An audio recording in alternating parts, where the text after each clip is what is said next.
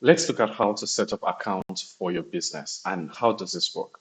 It means in some cases when you carry out financial activities, let's say transactions are carried out, expenses are logged, and invoices want to be paid. All of these transactions actually do come to a real life account number, right? So on 390, we've created a system whereby you could also create those records, those bank accounts, such that when you do carry out those transactions, you could just link them to those accounts. So they are not actually creating bank accounts for you or linking to your actual accounts in real life. It's just a reference to those accounts so that you can link them and have better financial records. And like I said, it's linked to everything that's financial. And these are the parts that we cover in 390 at the moment. So from a transaction to expense to invoice, whenever you need to carry out all of these activities, it will request that an account is selected. And that account is just to act for an analytics purposes. It's not really linking to your bank account to pull data or anything like that. All right. So the live action is we'll show you how you can set up these accounts on 390 work right now. So accounts is in the accounting section of 390, and it's the last one here. And this is where you can, with the create account button, then create the account. If you need a textual format of everything I've been saying, you could just click the help button here and to take you to the Google Forms accounts that a Google Forms document that has been created that has all of the textual instructions step by step on how to carry out these activity. Everything I'll be talking about now is already here in case you need to go back to that. Okay. Now, before I create an account, I want to also show us how it would look like if no accounts have been created. So if I want to add an invoice without any accounts being prior created, and I go to new account, it will give us this notification here that you have not created accounts yet. So if you do this, you won't find any accounts and you would not be able to carry out or save in this invoice. Same as transactions as well. You would need to set up an account. So even if you go to expense tracking, the same thing, everything needs to be linked to an account. So accounts is very crucial in your accounting activities on 390 because everything needs to be tied into an actual account. So in creating an account, there are three options we have on 390 with an optional option of receiving payments in those accounts, which only works for bank, and I'll show you that. So if I do cash, so there are three different ways. Like I said, there's bank, there's card, there's cash.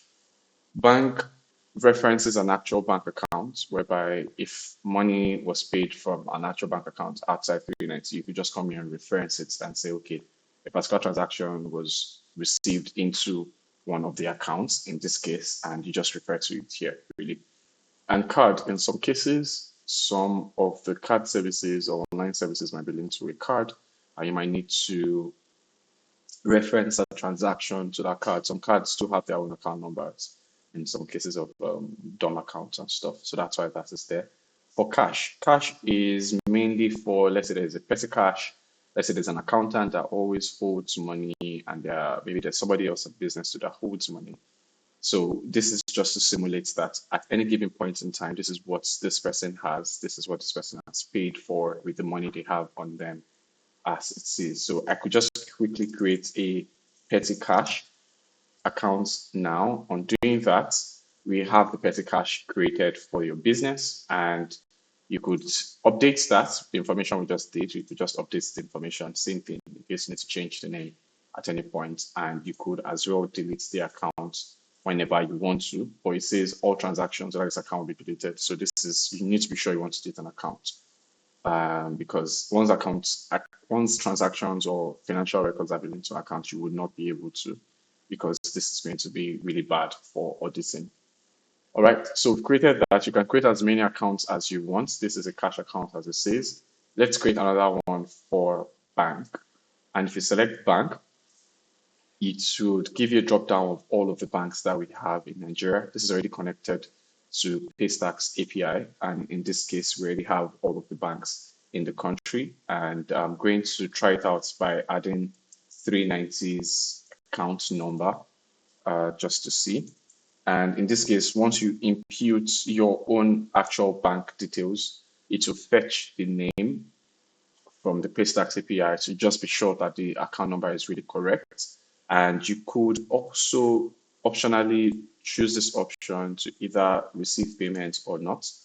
This is incredibly important for the hub businesses. That's businesses that sell via hub or that render services via hub.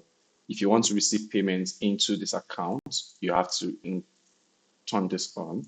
In this case, you have to turn it on to receive money. If you don't have money, rather, if you do not turn this on and people try to buy your products or services, it won't work. So you have to turn this on so that we know where to pay the money into when we receive it on your behalf.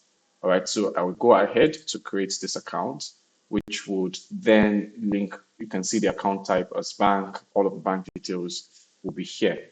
This also serves as a single source of truth for your business. At any point in time, if your teammates are asking what's the actual account number, which account do we pay into, so all of the bank accounts of the business will be here, and it's just a reference point for anybody to know the active bank accounts in the business. Now, if you go to transactions and you add a transaction, you will now be able to carry out your transaction because you could now choose the bank or the petty cash. And because the transaction maybe was carried out from the bank or rather was received into the bank account, you just select that, then log the transaction. In the case of an expense tracking, I'll show you us that in the expense tracking course or video on how you can link the expense to an actual account. So, and for payables, receivables, for invoices, everything, this is how you can make the accounts really connect to everything else on 390. All right.